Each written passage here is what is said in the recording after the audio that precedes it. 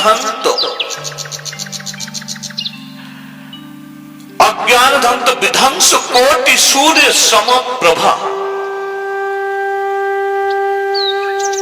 সূথক কাহি কথা সারম কর্ণ রসায়ন। মানে অজ্ঞানকে দূর করার যে জ্ঞান,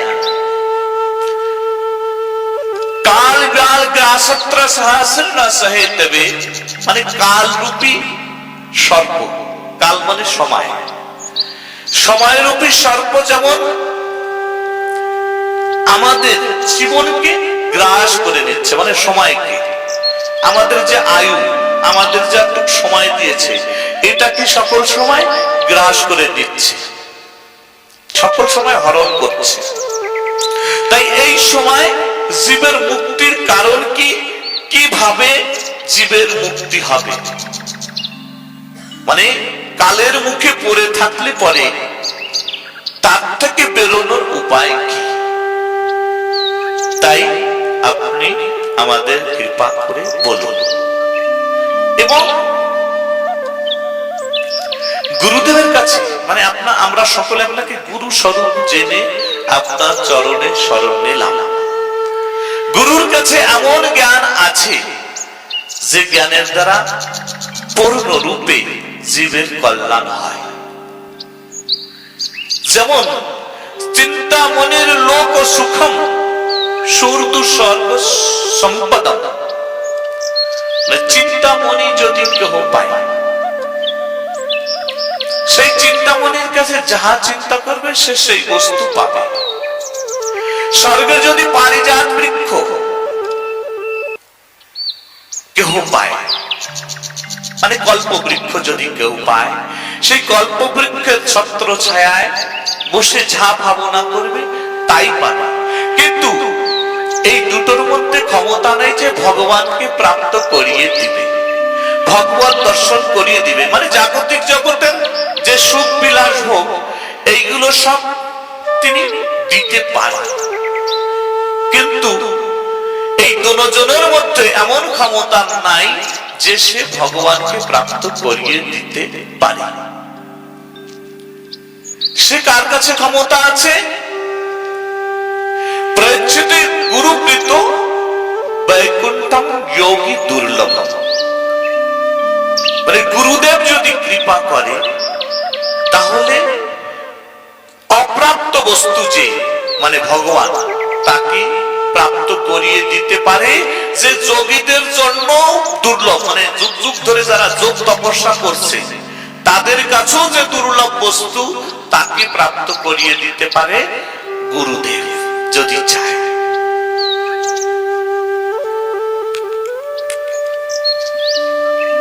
তাই আপনার কাছে আমরা এই বিষয়ে জানতে চাচ্ছি।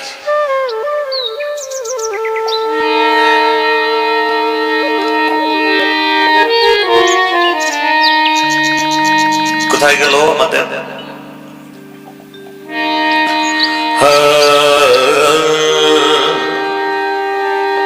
আমরা মায়াময় সংসারে পড়ে আছি। তো এই মায়াময় সংসারের থেকে সত্যিকারে আমাদের যদি কেউ ত্রাণ করাতে পারে, সে হচ্ছে একজন সদ্গুরু, যার মধ্যে অনন্ত জ্ঞান স্বরূপ আলোক প্রকাশ রয়েছে। তাই আমরা ভবসাগরের একটা পথ করি না,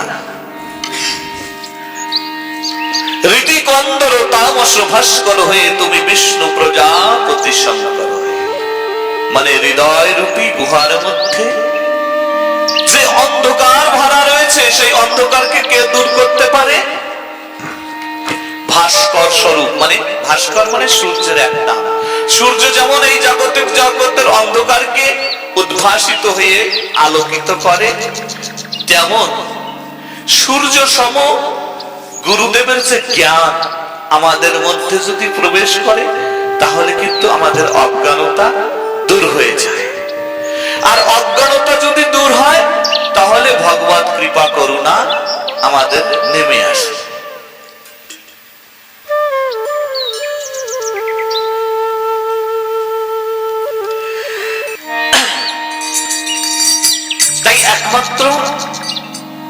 আমাদের যার যার গুরু আছে তার কাছে এইভাবে জ্ঞান নিয়ে নিয়ে আমাদের জীবনটাকে সুন্দর করতে হবে। যার যার গুরুর কাছে আমাদের জানার চেষ্টা করতে হবে। শুধু দীক্ষা নিয়েছি, নাম নিয়েছি, নেওয়ার পরে শুধু নিতে হয়, হাতের জল শুদ্ধ হয় না, এর জন্য মানুষে বলে। কিন্তু প্রকৃত কারণ হাতের জল শুদ্ধ করা নয়, দীক্ষা নেওয়ার। দীক্ষা শিক্ষা নেওয়ার প্রকৃত কারণ হাতের জল শুদ্ধ করা নয়। জল তো সম্পূর্ণ সবাই শুদ্ধ, তারপরেও যদি শুদ্ধ করতে হয় বিভিন্ন কায়দা কারণ আছে। কিন্তু প্রকৃত কারণ হচ্ছে আত্মকল্যাণ করার জন্য, সে আমি কে, আমাকে চেনার জন্য, আমার নিজেকে জানার জন্য আমাদের গুরুদেব করতে হয়। আমরা এই দেহটাকে মনে করি গুরুদেব, দেহটাকে মনে করি আমি। এই দেহটা আমি না, আমি আলাদা কেউ আছে। যদি বলি যে হাতটা কি আমি, কি বলবে? আমার হাত। তাহলে মাথাটা বলে আমার মাথা। তাহলে পাও বলে আমার পাও। তাহলে হাত কিডনি বলে আমার হাত কিডনি। তাহলে আমিটা কে? এই দেহের মধ্যে আমিটা কে? প্রত্যেকটা অঙ্গকে আমরা বলি আমার। তাহলে আমিটা কে? আমিটা সে যে চলে গেলে পরে মানুষ বলে মরা। কেউ একজন মারা গেলে আমরা বলি না অমুকে মারা গেছে, অমুকে দেহ ত্যাগ করেছে। আচ্ছা, মরে গেল কে? চলে গেল কে? দেহ ত্যাগ করলো কে? সেই চোখ, সেই কান, নাক, মুখ, হাত, কিডনি সব রয়েছে। যদি এগুলোর কোনোটা লুপ্ত হতো তাহলে মনে করতাম যে ওইটা ওই ব্যক্তি ছিল। তাহলে এর ভিতরে কোনোটা লুপ্ত হচ্ছে না, লুপ্ত হচ্ছে প্রাণ শক্তি স্বরূপ। সেই প্রাণ শক্তিটাই হচ্ছে প্রকৃত আমি, আর এই দেহটা হচ্ছে বাসা। এবার যদি বলি যে দেহটার মালিক কে, জন্মদাতা কে, তো দেহটার জন্মদাতা মালিক হচ্ছে মাতা পিতা। শাস্ত্রের মাধ্যমে, সায়েন্সের মাধ্যমে আমরা তাই জানি যে এই দেহটা আমাদের মা বাবার থেকে তৈরি হয়েছে। তাহলে এই আত্মা এবং আমি, এই দুইজন আলাদা, দেহটা আলাদা আর আত্মা আলাদা। আত্মা যে প্রাণ শক্তি স্বরূপ চলে যায়, ওটা আলাদা। তাহলে এই দেহটার জন্মদাতা আমাদের মা বাবা, তাহলে আত্মার জন্মদাতা কে? আত্মাকে কে তৈরি করেছে? এবার যদি খোঁজা হয় যে দেহ পেয়েছি, আত্মার কে? যদি মনে করি যে আত্মার জন্মদাতা আমাদের মা বাবা, মা বাবা যদি জন্ম দিত আমাদের এই আত্মাকে, তাহলে কত মা বাবার সঙ্গে তার ছেলে মেয়ে মারা যায় না? যদি ওই আত্মাকে দিতে পারত তাহলে তো মা বাবা বেরোতে দিত না। যদিও ভুলবশত বেরিয়ে যেত, আবার ভরে দিত, ওটাকে না হয় আর একটাকে ভরে দিত। আজ পর্যন্ত তো কোনো মা বাবা পাচ্ছে না যে এইভাবে ভরে দেই। তাহলে একটা প্রশ্ন জীবনে যে আমার এই আত্মার মা বাবা কে?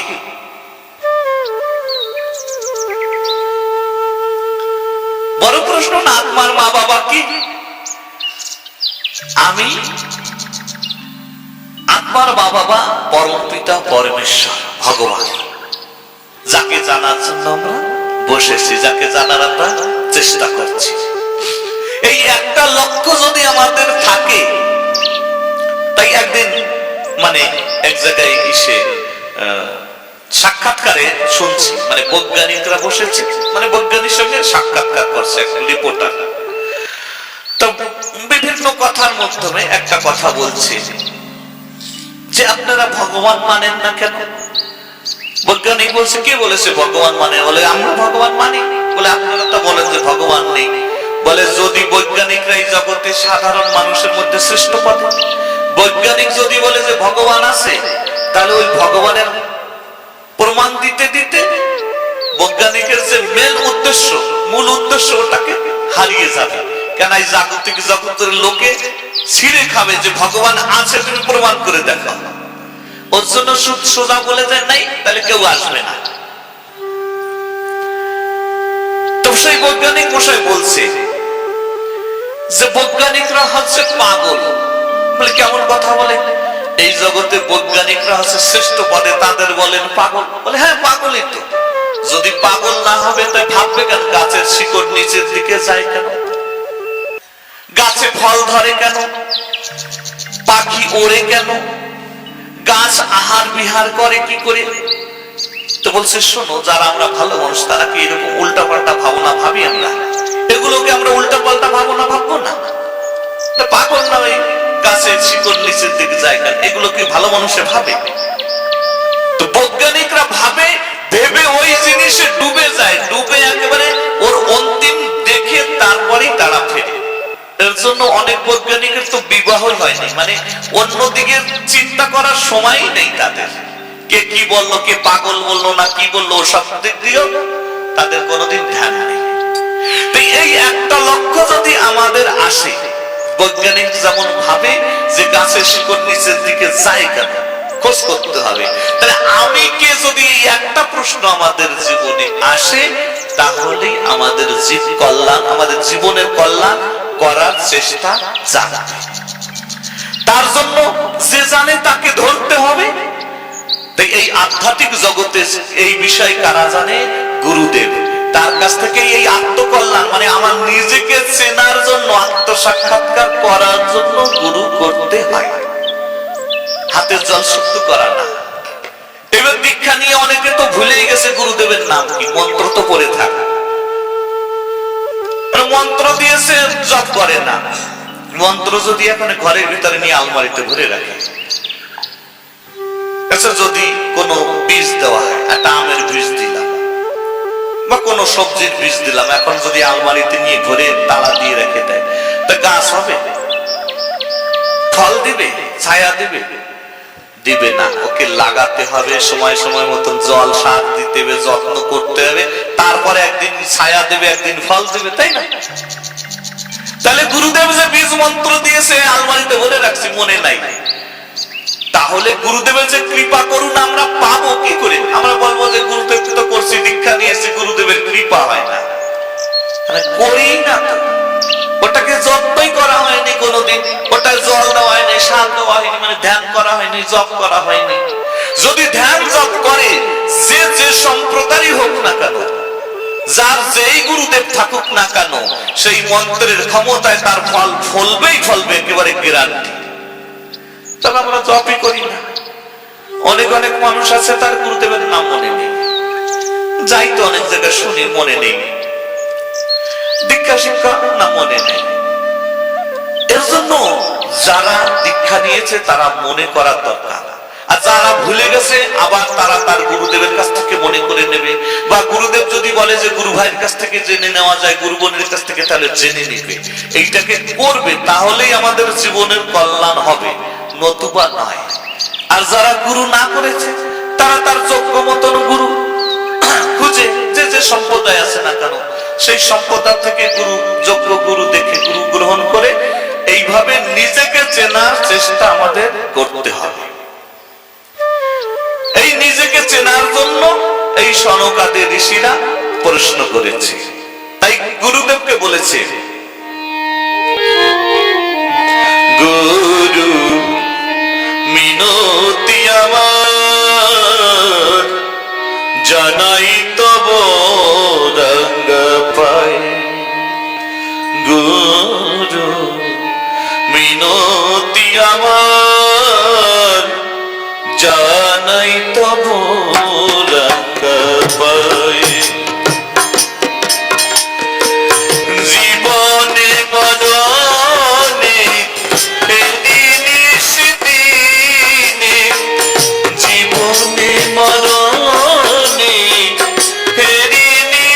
দিনে, শয়ন স্বপ্নে হৃদয়, জানাই তব রঙ্গ পায়। গুরু মিনতি আমার, জানাই তব রঙ্গ পায়।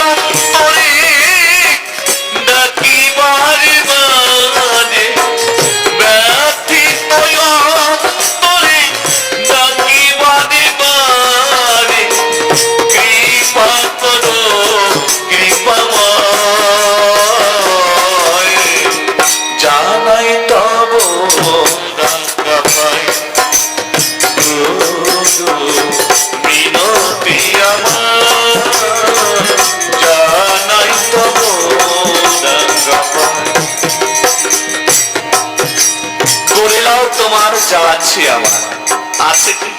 ভালো কিছু তো নাই। কাম, ক্রোধ, লোভ, মোহ, মদ, মাৎসর্য, মানে হিংসা, নিন্দা, এগুলোই তো ভরা। তাই এইগুলোকে, সকলগুলো কিছুকে তুমি ভেঙে গড়ে, মানে যেমন করে যে জায়গায় যেটাকে কাজে লাগালে ভালো হয়, সেইখানে সেইটাকে কাজে লাগিয়ে তুমি আমাকে তোমার করে দাও। ভেঙে গড়ে, গড়ে মানে নতুন করে তৈরি করে নাও, মানে যেটাকে নষ্ট করার দরকার, নাশ করার প্রয়োজন, সেই অহংকার গুলোকে নাশ করো। নতুন জ্ঞান, বুদ্ধি, বিবেকের এগুলোকে গড়ে নাও। তাই আমি ব্যথিত অন্তরে, বুঝি না তো কিছু, তোমাকে বারবার ডাকছি, তাই তুমি কৃপা করে আমার প্রতি। তোমাকে তো আমি চিনি নাই, গুরুদেবকে আমরা চিনেছি, গুরুদেব আমাদের মন্ত্র দিয়ে গেছে, তারপরে তাকে চেনারও চেষ্টা করিনি। তাই গুরুদেবকে না চিনে আমাদের জীবন এইভাবে বৃথায় চলে যাচ্ছে। যে গুরুদেবের কাছে কি অমূল্য সম্পদ রয়েছে, সেই সম্পদকে যদি আমরা গ্রহণ করতাম, গ্রহণ করে যদি জীবনে ধারণ করতাম, তাহলে নিশ্চয় আমাদের জীবনটা সুন্দর হতো। শুধু আমাদের পিছে যাওয়া আসা হয়ে যাচ্ছে, এই জগতে যাওয়া আসা, বারবার আসি আর যাই, গুরুদেবের কাছ থেকে নাম নিতে হয়, তাই নেই। সেইগুলো নিয়ে ধারণ করতে হবে। না চিনে তোমারে জীবন গেল ঘুরে, থাকিতে আপন হৃদয়ে। আমাদের হৃদয় কিন্তু গুরুদেব বসে রয়েছে। প্রত্যেকটা মানুষকে কিন্তু ভালো মন্দের সকল সময় জ্ঞান দেয়, বিবেক গুরু। সেই বিবেক গুরুকেও আমরা চিনতে পারি না।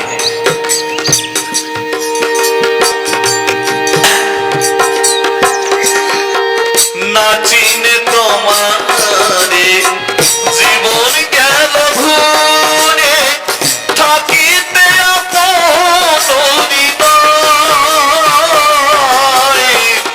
মিছে যাওয়া আশা না মিটিল আশা, ও তাই মিছে যাওয়া আশা না মিটিল আশা, ভুলিয়া রয়েছি মায়ায়।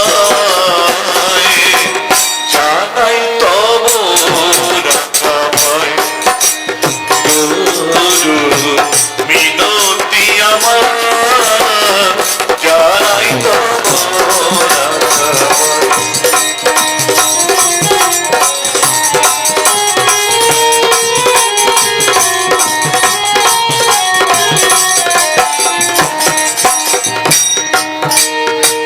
মায়ায় আধার হতে তরাতে তরিতে, কে গয়াছে আর দুনিয়ায়। এই মায়ার আধার হতে যেই হোক না কেন, এই মহাসমুদ্রের মধ্যে যে আমরা পড়ে রয়েছি, ডুবে রয়েছি, এর থেকে পার করার, তরানোর জন্য একমাত্র গুরুদেবই আছে, যে আমাদের পার করাতে পারে, জ্ঞান দিয়ে, বিবেক দিয়ে, বুদ্ধি দিয়ে। মায়ায় আধার হতে তরাতে তরিতে, কে গয়াছে আর দুনিয়ায়। ও তাই সজল নয়নে আকুল প্রাণে, সজল নয়নে আকুল প্রাণে,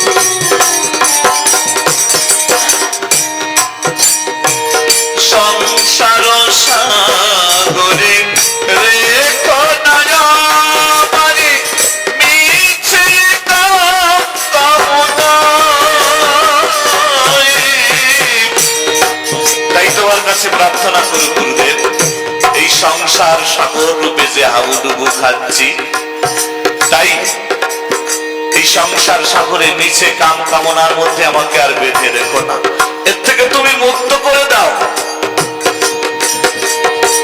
সংসার সাগরে রেখো দয়া আমারে, নিচে কামনায় ঠাকুর সত্যানন্দ বিনে বাঁচি না পরাণে, সত্যানন্দ বিনে বাঁচি না পরাণে, নীলকান্ত কাজে উভরায় জানাই তবু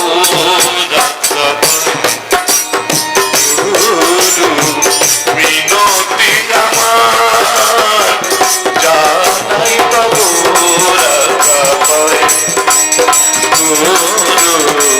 মিনতি আমার, জানাই তবু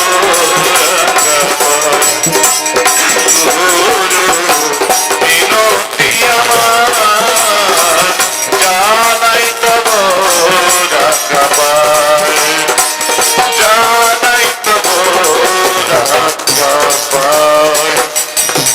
বলো সদ্গুরুদেব।